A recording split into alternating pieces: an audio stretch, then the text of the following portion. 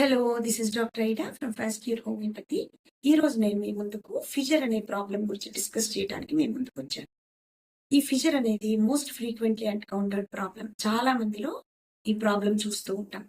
నా క్లినిక్ కి చాలా మంది విజిట్ చేస్తూ ఉంటారు ఈ ప్రాబ్లం కోసం. ఫిషర్ అనే ఈ ప్రాబ్లంలో ఉన్న ప్రధానమైన లక్షణం ఏంటి అని అంటే, మోషన్ పాస్ చేసినప్పుడు అంటే స్టూల్ కి వెళ్ళినప్పుడు విపరీతమైన మంట, నొప్పి ఉంటుందన్నమాట. అండ్ దీంతో పాటు బ్లీడింగ్ అంటే రక్తం కూడా పడుతూ ఉంటుంది స్టూల్‌తో పాటు. సో, ఈ నొప్పి అనేది ఎంత సివియర్‌గా ఉంటుందంటే, ఏదో గాజు ముక్కలు పెట్టినట్లుగా, సూదులతో గుచ్చినట్లుగా చాలా సివియర్‌గా ఉంటుంది. అలాగే మంట అనేది కూడా భరించలేనంత సివియర్‌గా ఉంటుంది. దీనివల్ల రొటీన్ యాక్టివిటీస్ అనేది వీళ్ళు చేసుకోలేరు. నార్మల్ డైలీ రొటీన్ యాక్టివిటీస్‌కి చాలా ఇబ్బంది కలుగుతుంది. కొంతమందికి స్టూల్ పాస్ చేసి వచ్చాక ఫ్యూ అవర్స్ ఉంటుంది ఈ మంట, నొప్పి. కొంతమందిలో రోజంతా ఉంటుంది.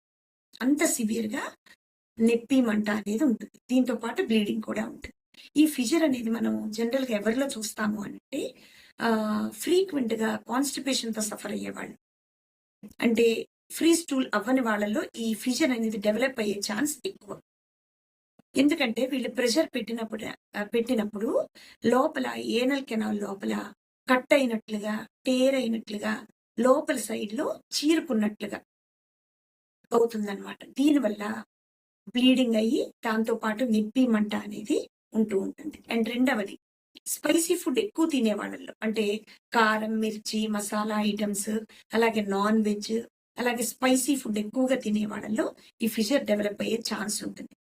అలాగే రెగ్యులర్ డైట్ హ్యాబిట్స్ లేని వాళ్ళలో కూడా ఇది డెవలప్ అయ్యే ఛాన్స్ ఉంటుందన్నమాట.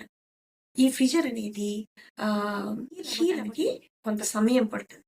సో, కాబట్టి హోమియోపతిలో ఎక్సలెంట్ మెడిసిన్స్ ఉన్నాయి ఫిషర్ హీల్ అవ్వటానికి.